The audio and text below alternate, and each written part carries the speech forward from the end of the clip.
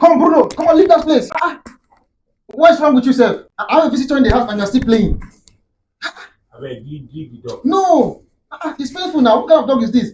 He's always playing every time. So assuming that I have one responsible visitor in the house, that's how you see me playing. Wait. Where do you talk? Where do you talk now? Now me no responsible. No, I said the dog should stop playing. Wait. Because I came to your house. No. You insulted me. I was telling the You dog. are calling me irresponsible. No. No. I'm going. I'm sorry. In fact, I am going. I'm sorry. Food is ready. Food is ready.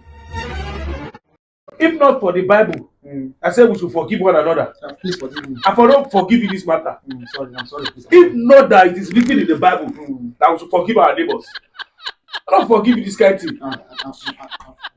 Oh, yeah, now. Yeah, I have to bring the food now. Yes, the food is ready. Sorry, which food?